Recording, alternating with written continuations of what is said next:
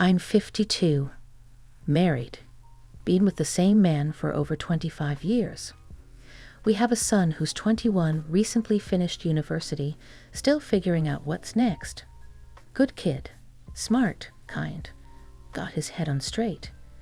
He's always had a solid group of friends too.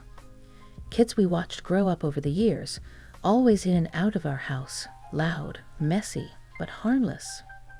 One of them, Liam, started coming around more often after graduation.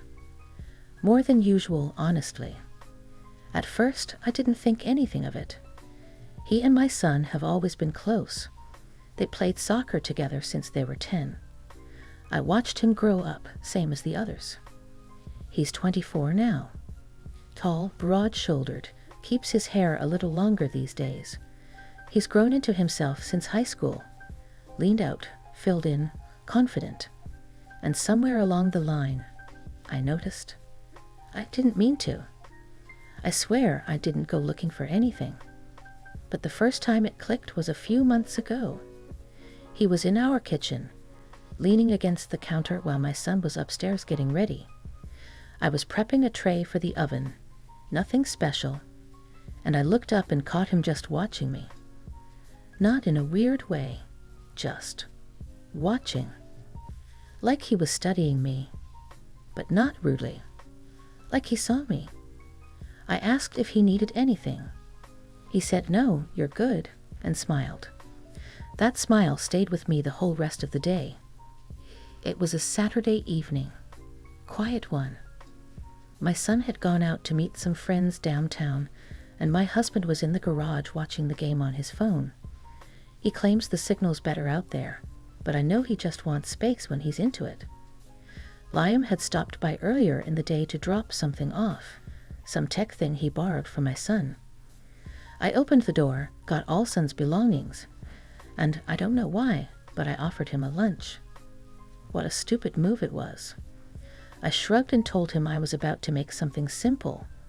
Pasta, roasted vegetables, garlic bread. Nothing fancy, but enough to share.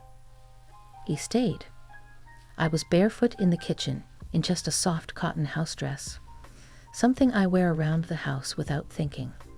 It wasn't short, but it hugged me in a familiar way. Comfortable. I didn't feel dressed up or done up. I was just me. He offered to help while I finished cooking. Grabbed the plates, opened the cutlery drawer like he'd lived here for years. I handed him the salad bowl.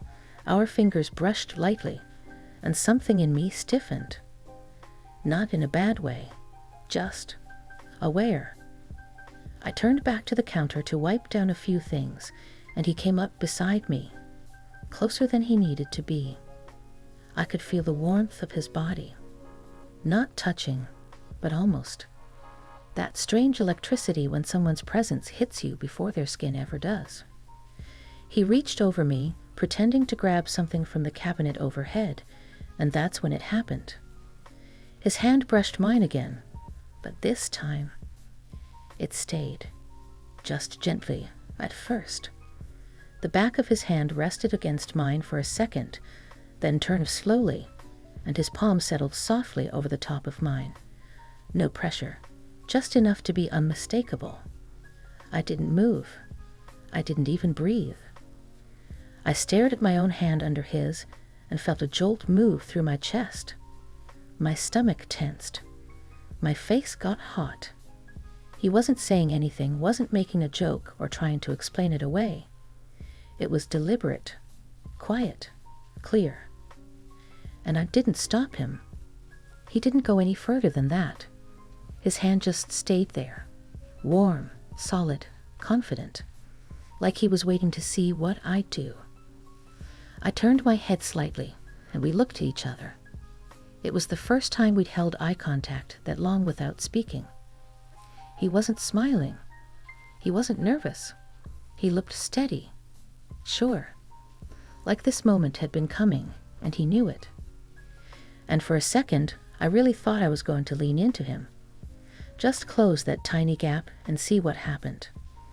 I had just poured myself a glass of iced tea, and I don't even remember putting it down. because the next thing I knew, his hands were on my hips. Firm. Certain. Like he'd been thinking about it for just as long as I had. He pulled me in, close, and we kissed. It was slow at first, careful. But then it wasn't. It got deeper. I leaned into it like I couldn't help it, like I was starving for it. His hands never moved far, just stayed right there, gripping the sides of my waist like he didn't want to let go. Then, just like that, he lifted me. I gasped, quietly, more in surprise than anything. He lifted me right up onto the edge of the kitchen table, like it was the most natural thing in the world, like I weighed nothing to him. And suddenly, I wasn't 52 anymore. I felt 18. I felt like that girl again, the one who used to sneak kisses in the kitchen when her parents weren't home. That rush of adrenaline, that heartbeat in your throat, the thrill of doing something you know you're not supposed to. I hadn't felt that in decades. I sat there on the table, knees slightly apart, skirt bunching slightly at the sides, and his body between my legs, kissing me like we were both right back at the start of something. His hands stayed on my hips, squeezing gently, keeping me steady, and I couldn't stop running my fingers through his hair, down his back, just needing to feel him. There was no overthinking, no guilt in that moment, just sensation, just emotion. I had never felt so young, and I didn't want it to stop. But then I heard footsteps. My husband walked in from the garage, holding his phone, still mid-sentence about something that happened during the second half of the game.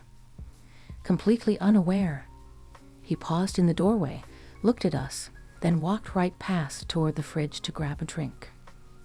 And Liam? He didn't flinch. He didn't yank his hand back or panic. He just slowly, calmly, let go and stepped away like nothing happened. Like he didn't just touch me in a way that made my whole body react. I stood there wiping the same spot on the counter for a full minute after, trying to act normal, while my heart was pounding so hard it felt like it was in my throat. And then, just like that, it went back to normal. As if nothing had happened at all. My husband cracked open a beer and started talking about the Barcelona match coming up that weekend. They both dove into football talk like nothing was off. No weird energy. No trace of anything. I watched them talk. My husband's face full of energy, hands moving as he talked about old games. Liam smiling, nodding, casually chiming in. I sat there wondering how the hell he could switch it off like that so effortlessly. I couldn't even remember what day it was. An hour later, Liam stood up, said thanks for dinner again, and left. And I sat there on the couch, wrecked, quietly wrecked. The whole next week I could barely think straight. Every time I tried to focus on something else, my mind would drift back to that moment. The weight of his hands. The way he kissed me like he'd been waiting for it. How he picked me up like it was easy, like he just needed to. And how I didn't stop him. How I didn't want to stop him. It was like a loop playing in my head over and over. I was doing the laundry one day and had to stop mid-load because I caught myself daydreaming about the kitchen. Literally standing there with a basket of towels in my arms, imagining his voice, his grip, the warmth of his body against mine. It wasn't just about what we did. It was how it felt. Like I was alive again. Not just functioning, actually present in my own skin. And then came the dream. It was late, around 3 a.m. The house was quiet, my husband asleep next to me, completely still. I must have drifted into a deep sleep without realizing, because suddenly I was back in the kitchen. Same moment. But this time, it didn't stop at the kiss. In the dream, there was no interruption. No footsteps. No pulling back. Liam had me in his arms again, lifted me with ease, sat me back on the table, and this time, it kept going. His hands were firm on my body, his mouth on my neck, and I felt weightless. Like I was being undone piece by piece, and I didn't care who knew. The way he held me, strong, steady, I sat there on the table, knees slightly apart, skirt bunching slightly at the sides, and his body between my legs, kissing me like we were both right back at the start of something. His hand stayed on my hips, squeezing gently, keeping me steady, and I couldn't stop running my fingers through his hair, down his back, just needing to feel him. There was no overthinking, no guilt in that moment, just sensation, just emotion. I had never felt so young, and I didn't want it to stop. But then I heard footsteps. My husband walked in from the garage, holding his phone, still mid-sentence about something that happened during the second half of the game. Completely unaware, he paused in the doorway, looked at us, then walked right past toward the fridge to grab a drink. And Liam? He didn't flinch. He didn't yank his hand back or panic. He just slowly, calmly, let go and stepped away like nothing happened. Like he didn't just touch me in a way that made my whole body react. I stood there wiping the same spot on the counter for a full minute after, trying to act normal, while my heart was pounding so hard it felt like it was in my throat. And then, just like that, it went back to normal. As if nothing had happened at all. My husband cracked open a beer and started talking about the Barcelona match coming up that weekend. They both dove into football talk like nothing was off. No weird energy. No trace of anything. I watched them talk. My husband's face full of energy, hands moving as he talked about old games. Liam smiling, nodding, casually chiming in. I sat there wondering how the hell he could switch it off like that so effortlessly. I couldn't even remember what day it was. An hour later, Then I heard the door open upstairs. Slow footsteps coming down. I knew it was him before he even appeared in the doorway. He walked in, calm as ever, like nothing had ever happened between us. Same easy half smile, that same warm energy he always carried. He looked at me like we were in on a secret. Like he knew something the world didn't. I told him, very directly, to grab the 2 storage bags on the left, the ones I'd dragged halfway to the stairs already. I didn't want small talk.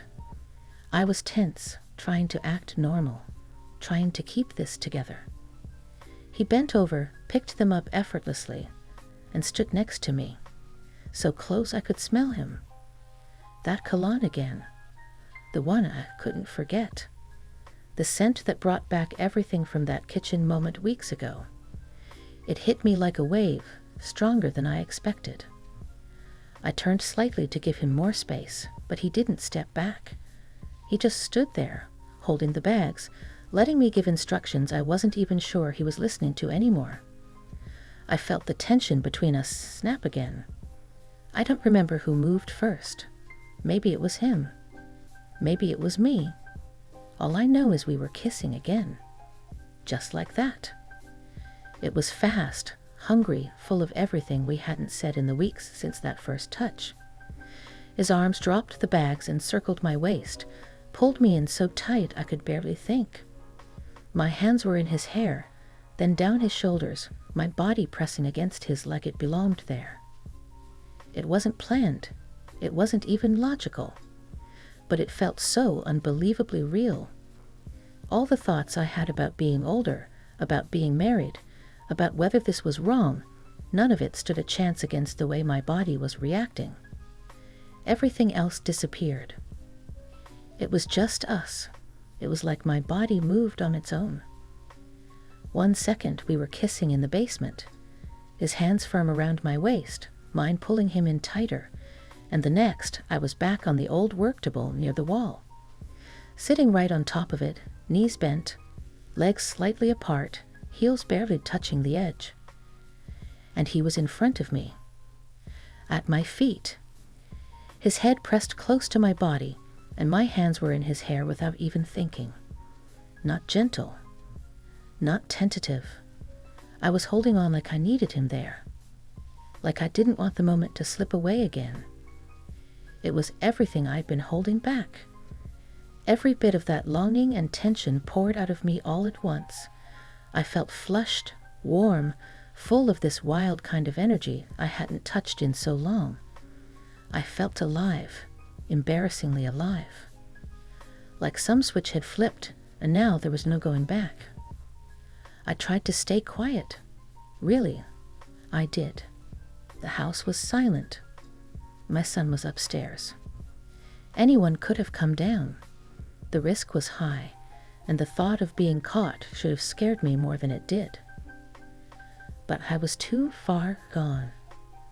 The pressure building in my chest, the way my fingers gripped his hair tighter every second. It was everything. I had this overwhelming urge to just let go, to stop thinking and open my mouth and let the feeling out. Not a word, not a sentence, just a sound. A release. A raw, human reaction to being touched in a way that felt like I was being seen again.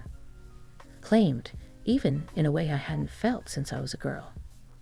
I bit down on my lip, closed my eyes, let my head tilt back against the wall behind me. I could hear my own breathing, shaky, heavy. I could feel his strength, his control, the way his hands gripped the tops of my thighs, grounding me, keeping me still. Every little movement sent a ripple up through my stomach and out to my fingers, like I was unraveling in slow motion. And still, no words, no talking, just breathing, just hands, just the sound of my pulse in my ears and that fire that kept getting hotter the longer he stayed there. I wanted to scream, I really did. Not in pain, not even in release.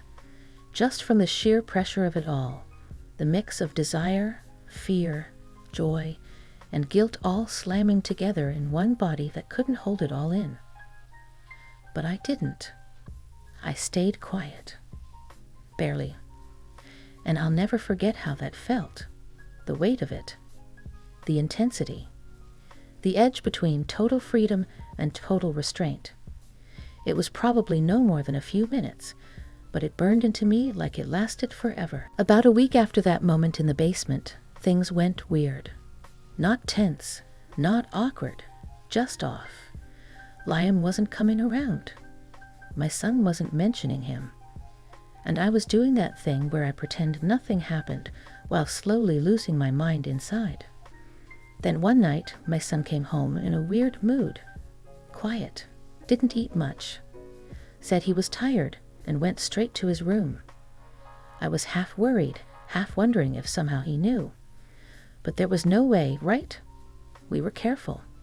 And besides, Liam had been acting like nothing ever happened. So a few days later I asked. I texted Liam late one night, just simple. "Is everything okay?" He answered almost instantly. "Yeah, but I think you should talk to your son." My stomach flipped. What did that mean? What did he say? What did he know? I couldn't sleep all night. The next morning, I walked into my son's room with coffee and just casually asked what's going on. He looked at me for a second, just 1 second, and then said, "You're not gonna believe what I found out. Liam's been hooking up with Dad's coworker." I froze, like blood drained from my body, kind of frozen. I laughed, awkward, fake, as if I had no idea what the hell he was talking about. But he kept going. Said he saw texts on Liam's phone when they were sharing in Uber. He didn't mean to, apparently.